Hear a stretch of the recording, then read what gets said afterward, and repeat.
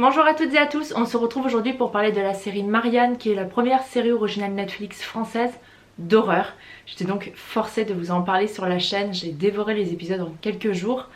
C'est une série réalisée par Samuel Baudin d'une saison en 8 épisodes qui durent tous entre 36 et 50 minutes et je vous laisse tout de suite avec un extrait de la bande-annonce. Cette chose me suit dans mes cauchemars depuis mon enfance. Quelle chose? Marianne. C'est une sorcière. Privée de corps, elle investit ton âme. J'ai écrit ces bouquins pour lutter contre elle. Et comment Lizzie se débarrasse de Marianne? Je sais pas. Marianne, c'est l'histoire d'Emma, une jeune auteure à succès qui vient de conclure une énorme saga horrifique fantastique destinée au jeune public, qui est forcée par un événement tragique de revenir en fait dans sa ville natale de Bretagne pour faire face au personnage principal de ses romans qui semble avoir pris vie et avoir pris possession d'une des habitantes de son village. Alors dans cette vidéo je vais pas spoiler ni rien, je vais vraiment vous laisser en fait découvrir la série comme il se doit. Moi j'avais juste vu la bande-annonce quand c'est sorti, j'avais pas lu d'article, ni lu d'avis, ni rien.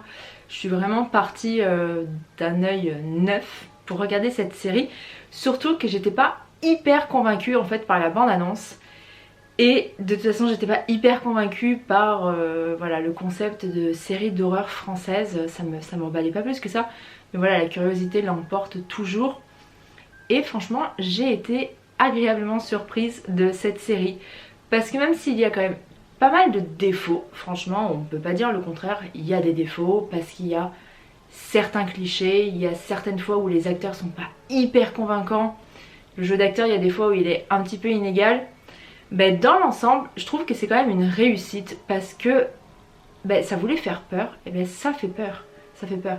Alors ça va pas vous empêcher de dormir, hein. Bon après ça dépend toujours de la sensibilité de chacun bien entendu, mais ça va vous faire frissonner. Il y a eu plusieurs fois où j'ai vraiment eu la chair de poule en regardant la série, hein. Ce qui est assez rare, franchement.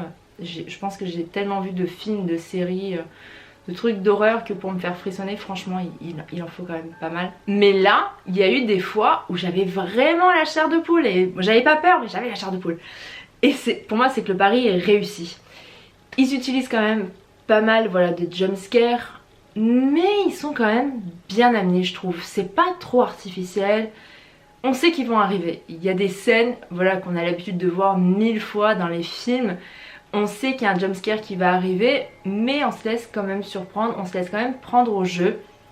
Mais il y a des bonnes idées en fait de mise en scène, il y a des bonnes idées de réalisation. Il y a des beaux plans, il y a des beaux cadrages. Il y a une très belle utilisation des décors naturels. La série a été entièrement tournée en Bretagne.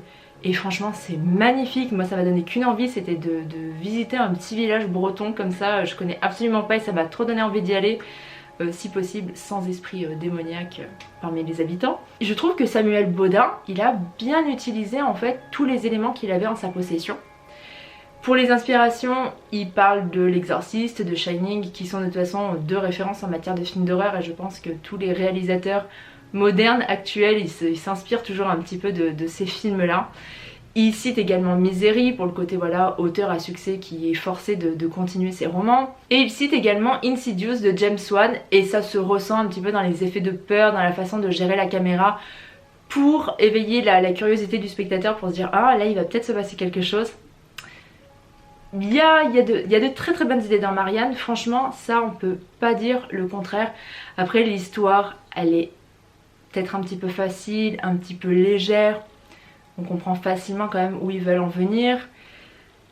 Voilà, les thèmes qui sont utilisés dans la série sont pas hyper novateurs. On a quelque chose voilà, qui traite énormément du passé, du souvenir, de l'amitié, ce genre de choses là. Mais bon, ça se laisse regarder. Le dénouement est quand même bien géré. C'est pas oufissime, mais c'est quand même bien géré. Franchement en termes de mise en scène il y a de très très bonnes idées.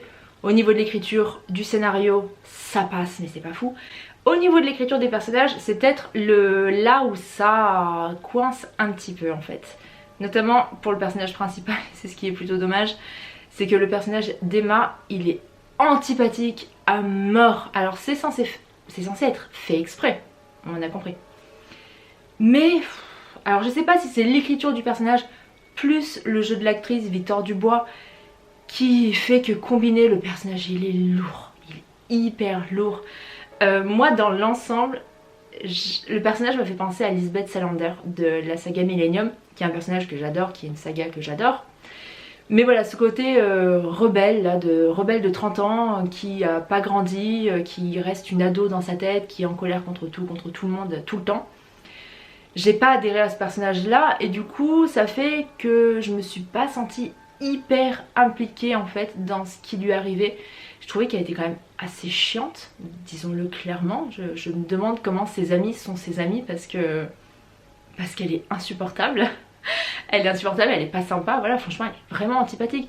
Alors on comprend l'historique du personnage, son passé, etc. Pourquoi elle est comme ça. Mais elle en fait un peu trop. Et c'est vrai qu'il y a des fois où l'actrice, elle est pas hyper convaincante. Le reste du casting, ça va. Le prêtre, il y a des fois aussi où il en fait des caisses et où du coup il est un peu gênant, disons-le clairement. Le reste du casting ça passe. J'ai beaucoup aimé les acteurs qui jouent les personnages adolescents. Il y a un épisode entier qui est un gros flashback et j'ai trouvé que les acteurs ados déjà ils étaient super bien choisis par rapport aux adultes. Et j'ai trouvé qu'ils étaient très convaincants, notamment celle qui joue Emma adolescente. Je trouvais qu'elle était meilleure que Emma adulte. Mais la grosse révélation du casting, c'est Mireille Herbst-Meyer, j'espère que je prononce bien son nom, qui joue le personnage de Madame d'Augeron, qui est donc le personnage qu'on voit essentiellement dans la bande-annonce là. Elle est flippante. Elle est flippante. Toutes les scènes avec son personnage, elles vous mettent la chair de poule. L'actrice est géniale, hein. Elle a une utilisation de son corps, de ses expressions faciales et tout, qui sont franchement saisissantes. Elle vous colle le frisson à chaque scène. À chaque fois que vous la voyez, vous vous dites ça va trop mal se passer avec elle et vous en frémissez d'avance. Ça vraiment c'est la grosse réussite de la série. Le choix de casting pour ce personnage là, il est fabuleux. Ils n'auraient pas pu trouver mieux je pense. Alors ce que j'ai énormément aimé dans la série, et je pense que c'est un des gros points forts aussi de la série, c'est tout ce qui est graphisme des personnages, des créatures. Franchement, toute la direction artistique de ce côté-là, elle est vraiment brillante. Les créatures, elles sont originales, elles sont flippantes. Ça reste quand même assez classique, je dirais, dans l'idée, mais c'est bien utilisé, c'est bien mis à profit. Et tout ce qui est en fait autour du personnage de Marianne, autour du personnage de la sorcière, c'est hyper efficace, ça marche super bien et c'est vraiment le travail de design et de graphisme qui est vraiment super. Et il y a une séquence aussi, je crois que c'est dans l'épisode 4 si je dis pas de bêtises, où il y a tout un livre où on nous raconte toute l'histoire du village en fait où ils habitent. Et il y a les illustrations en fait du livre qui prennent un peu vie. Et franchement les animations elles sont vraiment magnifiques. Elles sont vraiment parfaites. Moi j'ai adoré cette séquence là. Et vraiment je vous dis tout ce qui est autour de l'univers de la sorcière il est super beau. Même le choix du costume de la sorcière, je sais pas qui s'en est occupé, mais la robe elle est magnifique. Magnifique. Et voilà, tous les accessoires, même tout ce qui est vous savez... les espèces de gris-gris et tout là qui sont fabriqués, les espèces de dessins sur les murs, les pentacles, les trucs comme ça, c'est superbe. Vraiment direction artistique mais au poil, hein. Je sais pas trop qui a bossé là-dessus mais c'est vraiment très beau, surtout que j'ai l'impression qu'en fait l'équipe de la série est relativement assez jeune et je trouve qu'ils ont vraiment fait du bon boulot. Maintenant j'espère juste qu'il n'y aura pas de saison 2. Là ce matin j'ai lu un article qui disait est-ce qu'une saison 2 est prévue? Sincèrement j'espère que non. La série, la saison 1 se suffit à elle-même, on n'a pas besoin d'avoir une suite. On peut laisser le spectateur imaginer une suite s'il en a envie. Mais non, une suite ça ne servirait à rien à part plomber ce qui a déjà été fait dans la saison 1 en fait. Écoutez, je peux que vous conseiller d'aller voir cette série. Enfin d'aller voir, de mettre Netflix et de regarder cette série. Dites-moi dans les commentaires si vous l'avez vue ou si vous avez envie de la voir, si vous avez aimé, si vous n'avez pas aimé. Dites-moi tout dans les commentaires et surtout n'oubliez pas que dans une vidéo, quand une personne donne son avis, c'est son avis, c'est pas la vérité absolue, ce n'est pas l'avis que tout le monde doit partager, c'est juste une personne qui vous donne son avis, son ressenti avec ses arguments et que voilà. En attendant, vous pouvez me retrouver sur Facebook, sur Twitter et sur Instagram, j'y suis régulièrement, voire même quotidiennement. Si la vidéo vous a plu, vous pouvez me laisser un petit pouce bleu, ça me fait hyper plaisir. Si vous n'êtes pas encore abonné à la chaîne, qu'attendez-vous? Et puis je vous dis à très bientôt pour une prochaine vidéo. Salut!